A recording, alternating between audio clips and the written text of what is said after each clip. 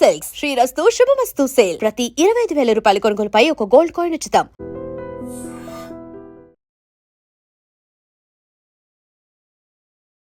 నమస్కారం, welcome to I dream. ధర్మ మార్గం విత్ విజిత కార్యక్రమానికి స్వాగతం.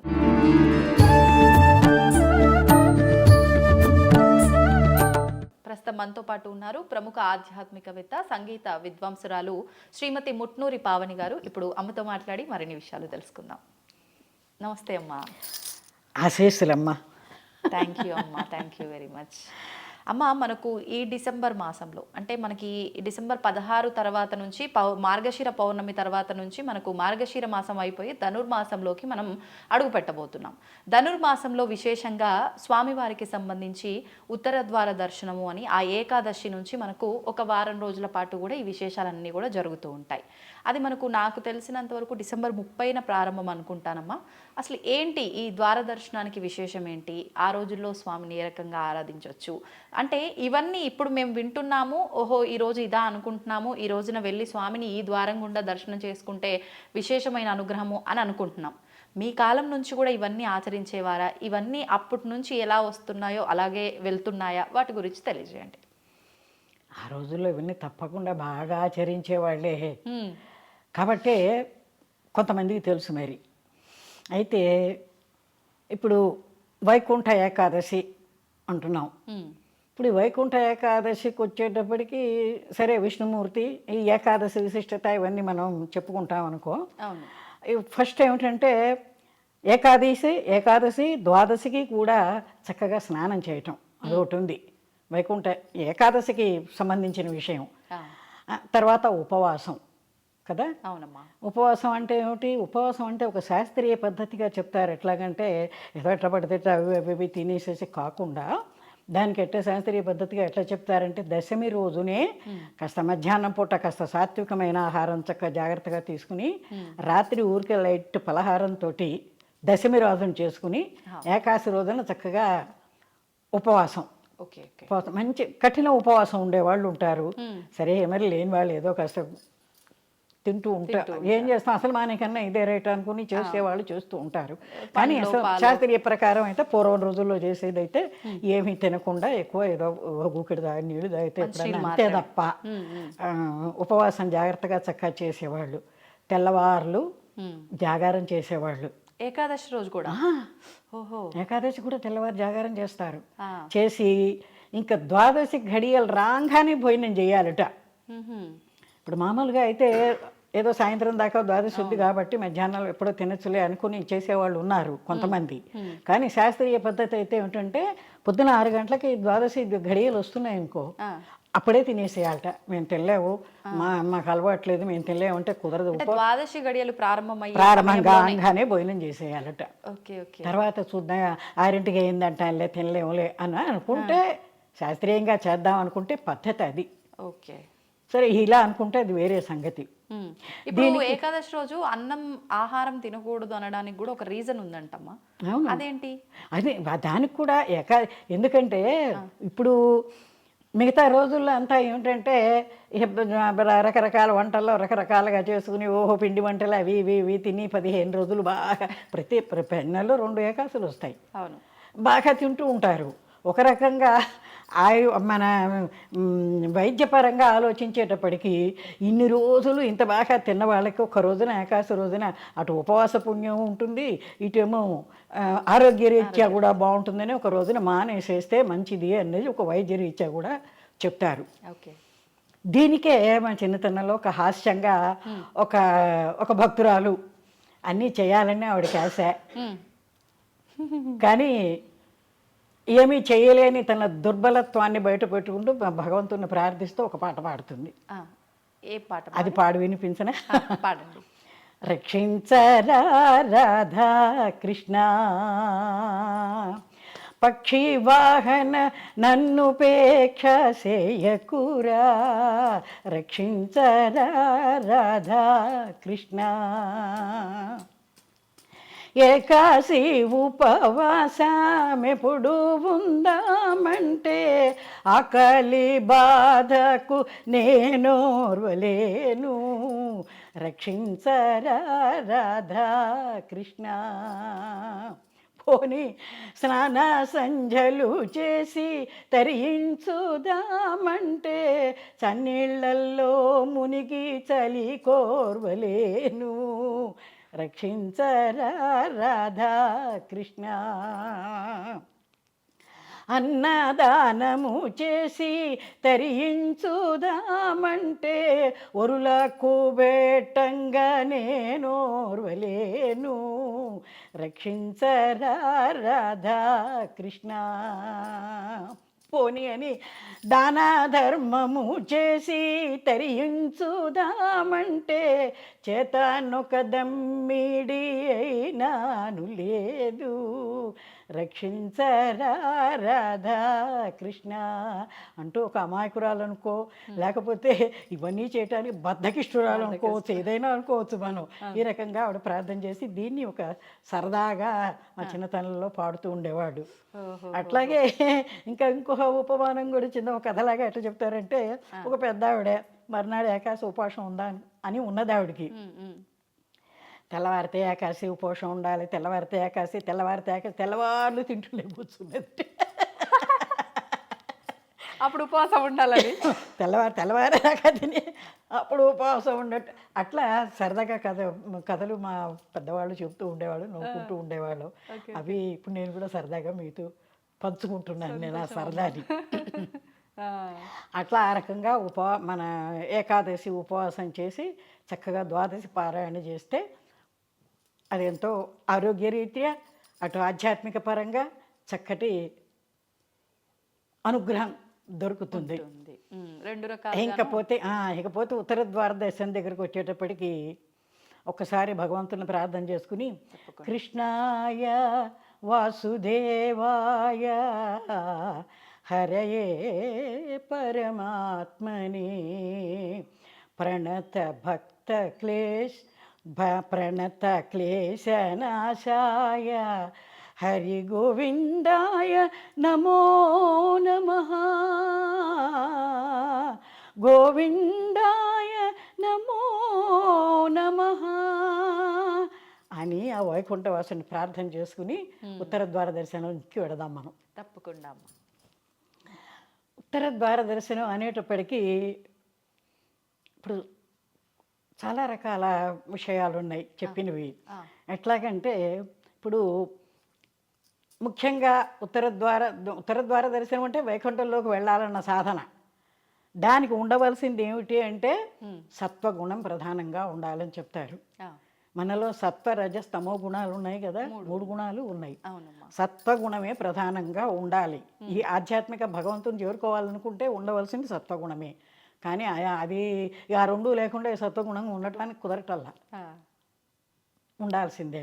వీటికి ఉపమానంగా ఒక కథ ఎట్లా చెప్పారంటే, సనక సనందనాది మహర్షులు ఒకసారి విష్ణుమూర్తిని వైకుంఠానికి వెళ్ళి భగవాను చూడాలనుకుని వెళ్ళినప్పుడు జయ విజయులు ఇద్దరు కాపలా ఉంటారు కదా, వాళ్ళు అడ్డుకున్నప్పుడు ఏమిటి వాళ్ళిద్దరు ఏమిటి, మహర్షులేమో సత్వగుణ సంపన్నులు, వాళ్ళిద్దరు వచ్చేటప్పటికి రజస్తమో గుణాల వాళ్ళు. కాబట్టి ఈ వీళ్ళు ఏం చేశారు, ఎప్పుడైతే వాళ్ళు కాదని అన్నారో వాళ్ళిద్దరికి శాపం పెట్టేసి పక్కకి తప్పించేశారు. అంతే కదా, వాళ్ళిద్దరికి శాపం పెట్టేశారు.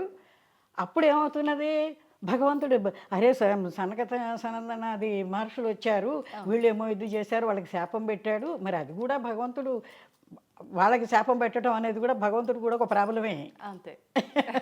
దానికోసం ఆయన వీళ్ళ కోసం పరిగెత్తుకొచ్చాట. ఎవరి కోసం? సనక సనందనాది మహర్షుల కోసం. అంటే ఇక్కడ ఏం తెలుస్తుంది మనకి, సత్వగుణం ఉన్న వాళ్ళ దగ్గరికి భగవంతుడు పరిగెత్తుకొస్తాడని తెలుస్తోంది.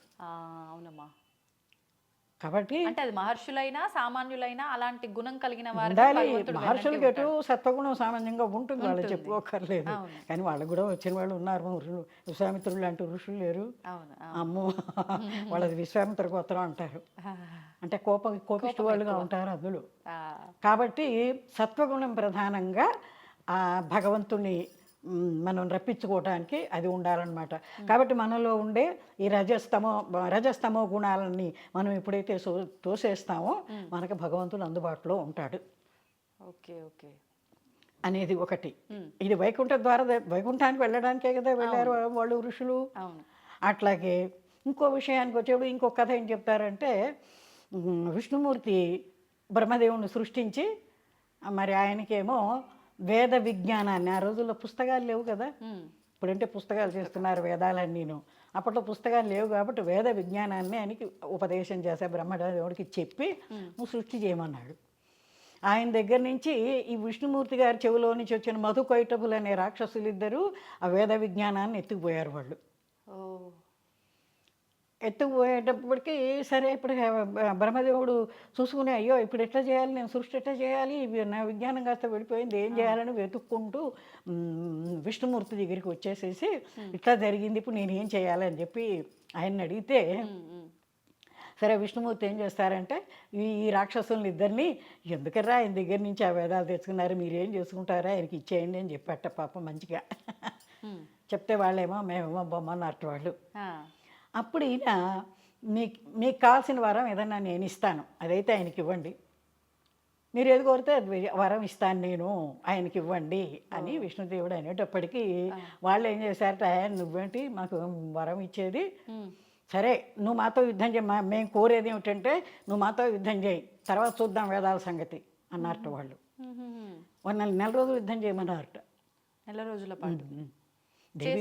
దేవి భాగవతంలో అయితే ఈ మధుకైటపులు 5,000 సంవత్సరాలు స్వామితో యుద్ధం చేసినట్టుగా ఉన్నది. 5,000 ఈ వేదాలు తీసుకురావటం కోసరం అట్లా. సరే ఈ మేము నాతో యుద్ధం చేస్తే అప్పుడు సంగతి చూద్దామని సరే విష్ణుమూర్తి యుద్ధం చేసేసి వాళ్ళని చంపేశాడు. చంపేసిన తర్వాత పాపం ఈయనకి జాలి వేసిందిట. పాపం వాళ్ళ అమాయకులు సరే లేదు వీళ్ళకి కాస్త మోక్ష ప్రాప్తి ఇద్దామని చెప్పి వీళ్ళ కోసం వైకుంఠ ద్వారం తెరిచారట విష్ణుమూర్తి మొదటిసారి. మధుకైటపుల కోసరం వీళ్ళని చంపేసిన తర్వాత, అంతకుముందు ఏమైనా జరిగినాయేమో తర్వాత, వీళ్ళ విషయానికి వచ్చేటప్పటికి వీళ్ళ కోసం తెరిచాట ఆ వైకుంఠ ద్వారం, ఉత్తర ద్వారం. Okay okay okay. తీసుకెళ్ళి వీళ్ళ లోపలికి తీసుకెళ్ళాట. తీసుకెళ్ళేటప్పటికి అక్కడంతా మరి విష్ణుమయం విష్ణుమూర్తి ఆకారాల్లో ఉన్నారు అందరూ, చాలా ఆనందంగా ఉంది, ఎంతో ఇదిగా ఉందిట, వీళ్ళకి చాలా నచ్చిందిట. అరే మనం ఎంత పొరపాటు చేసాము, మనం ఈ చేసిన పనులన్నీ తప్పుడు పనులే చేశాం కదా, వేదాలను సంవరించాము, ఆయనేమో యుద్ధం చేయమన్నాం, దేవుడితో ఆయనతో మనం యుద్ధం చేశాము, వీళ్ళు మనం చాలా తప్పు పనులు చేశాము, అయితే ఒక పని చేద్దాం, ఆయన మనకి వరం ఇస్తానన్నాడుగా, అంటే నువ్వేమిటి ఇచ్చేది పొమ్మన్నా, మనవేను పొగరు కొద్దీను, కాబట్టి ఆ వరం ఇప్పుడు అడుగుదాం. ఏమిటి అంటే స్వామి మరి మమ్మల్ని మీ ఈ వైకుంఠ ద్వారాలు ఉత్తర ద్వారం తెరిచారు కదా, లోపలికి తీసుకెళ్ళారు కదా, ఆ ద్వారాల దగ్గర మమ్మల్ని ఇద్దరినీ పెట్టండి శాశ్వతంగా. అక్కడ పెడితే ఏమిటంటే ఇప్పుడు మిమ్మల్ని చూడటానికి వచ్చే వాళ్ళందరూ ముందర మమ్మల్ని చూస్తారు కదా, మమ్మల్ని చూసినప్పుడు మన కథ అంతా తెలుస్తుంది కదా వాళ్ళకి, ఆ రకంగా మేము లోకంలో ప్రసిద్ధి చెందుతాం, పేరు వస్తుంది మాకు. అదైపోయిన తర్వాత మరి ఇంతటి రాక్షసుల్ని భగవంతుడు కరుణించి వాళ్ళ ద్వారపాలకులుగా అక్కడ ఉండేందుకు ఆ స్వర్గాన్ని ఆ వైకుంఠాన్ని తీసుకెళ్ళాడు విష్ణుమూర్తి అని, నీకు కూడా పేరు వస్తుంది, స్వామికి పేరు అదే నీకు కూడా వస్తుంది, పేరు వస్తుంది అని. ఇంకోటి ఏమిటంటే మమ్మల్ని అక్కడ పెట్టారు, సరే మీకోసం వచ్చేవాళ్ళం, అదే మీ దర్శనం కోసం వచ్చేవాళ్ళు ఉంటారు కదా, వాళ్ళందరికీ కూడా ముక్తిని ప్రసాదించు, మమ్మల్ని తలుచుకుంటారు, నిన్ను తలుచుకుంటారు, నీ దర్శనం చేసుకుంటారు, వాళ్ళందరికీ ముక్తిని ప్రసాదించు అని, అంటే తను నిస్వార్థంగా వాళ్ళ వరకే కాకుండా లోకల్లో మరి దేవతలు ఏమిటి మానవులు ఏమిటి అందరూ దర్శనం చేసుకోవటానికి చెప్పి వాళ్ళందరికీ నువ్వు ముక్తి తప్పకుండా ఇవ్వు మా కోసం, ఇప్పుడు మా పేరు కూడా బయటికి రావటం కోసం నువ్వు వాళ్ళకు ముక్తి ఇవ్వాల్సిందే అన్న విధానంగా వాళ్ళు ఆయన్ని ప్రార్థిస్తారు ఆయన్ని. సరే ఆ రకం సరేనని అప్పుడు విష్ణుమూర్తి సరే ఒప్పుకున్నాలే అని వాళ్ళని ద్వారపాలకులుగా ఆ ఉత్తర ద్వారం దగ్గర పెట్టారట. ఇంకా ఏమిటంటే విశేషం, ఉత్తర ద్వార దర్శనం అంటున్నాం. ఉత్తర అనేటప్పటికీ ఒకమైన ఉన్నత స్థితికి వెళ్ళే అర్థం ఉంటుంది దానికి. ఓహో, కాబట్టి ఇప్పుడు మనం సామాన్యులం, అవునమ్మా. మన బోటి వాళ్ళం అందులోకి వెళ్ళటం అనేటప్పటికీ మనం మనకి ఉన్నత స్థితి రావాలంటే ఆ ద్వారంలోంచి వెళ్ళాలి. ఉత్తర ద్వార దర్శనం అంటే మన ఉన్నతిలోకి తీసుకు వెళ్ళేటటువంటి ద్వారం అది. ఓకే. అదే ఆ రకంగా అదొకటి చెప్తారు. తర్వాత వైకుంఠం అనేటప్పటికీ కుంఠము అంటే నశించనిది. వైకుంఠం అంటే దాన్ని నశింపు లేదుట. ఈ ప్రళయం వచ్చి ఇవన్నీ మునిగిపోయినా చేసినా కూడా అది మాత్రం మునిగిపోదుట. అందుకనేది వైకుంఠం అనే దానికి పేరు వచ్చింది.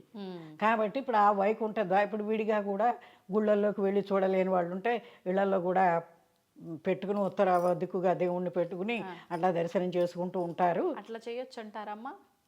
వాళ్ళు అడిగారు పెట్టుకుంటారు కాబట్టి మేము అక్కడికి వెళ్ళాలి కదా మరి. వీళ్ళు కూడా ఇప్పుడు సాక్షాత్తు విష్ణుమూర్తి ఉన్న వైకుంఠానికి వెళ్ళినప్పుడే ద్వారం దగ్గర పెట్టుకున్నప్పుడు అదే రీతిగా అన్ని చోట్ల ఉండాలి కదా. అందుకోసమని కాస్త పెద్ద పెద్ద ద్వారాలు పెట్టుకోమని చెప్పు వాళ్ళకి చెప్పేట. ఎందుకంటే వీళ్ళు రాక్షసులు కదా. ఇవన్నీ జోకులుగా చెప్పినట్టుగా వాళ్ళు అడిగారు, నిజమే జోకుని కాదు. అటువంటి ఉన్నతమైన స్థితికి తీసుకువెళ్ళేటటువంటి విశేషమైనది ఉత్తర ద్వార దర్శనం అంటే. కానీ ఉత్తర దిక్కు కానీ కాదు. ఇప్పుడు అంటే ఉన్న స్థితి నుంచి ఉత్తమ స్థితికి తీసుకెళ్లేది ఈ వైకుంఠ ద్వార దర్శనం. విశేషంగా ధనుర్మాసంలోనే ఎందుకనమ్మా? ధనుర్మాసంలోనే వస్తుంది అది. అదే అంటే అప్పుడు జరిగింది, వాళ్ళు అడిగింది అన్ని తర్వాత ఉత్తరాయణ ప్రవేశం అదంతా వస్తుంది కదా. అదే ధనుర్మాసంలోనే వస్తుంది కాబట్టి ఆ వైకుంఠ ఏకాదశి అని దానికి మొదటి నుంచి ఎన్నో ఏకాదశులు ఉన్నాయి కదా. వాటిల్లో తొలి ఏకాదశి ఒకటి, 24 ఆషాఢ మాస 24 ఏకాదశి ఆకామావై అంటారు. అది సముద్ర స్నానాలకి. తొలి ఏకాదశి తర్వాత వచ్చి భాద్రపద ఏకాదశిట, తర్వాత వచ్చి కార్తీక ఏకాదశి, ఈ మార్గశిర ఏకాదశి. ఈ వీటిని ఇంకా విశేషంగా చెప్తారనమాట. తొలి ఏకాదశి రోజున ఆయన నిద్ర అని నిషతోటి వెడతారు కదా, చాతుర్మాస దీక్ష అని చెప్పి వెడతాడు. మనకి కార్తీక మాసం వచ్చేప్పుడు క్షీరాబ్ది ఏకాదశి అని అనుకుని చేసాం. అప్పుడు ఆయన లేవడుట, ఊరికే ఇటు నుంచి అటు పక్కకు ఒత్తికెళ్తాడట విష్ణుమూర్తి. అది అక్కడ విశేషం. ఇప్పుడు కళ్ళు తెరుస్తాడట. ఈ వైకుంఠ ఏకాదశికి కళ్ళు తెరిచి తన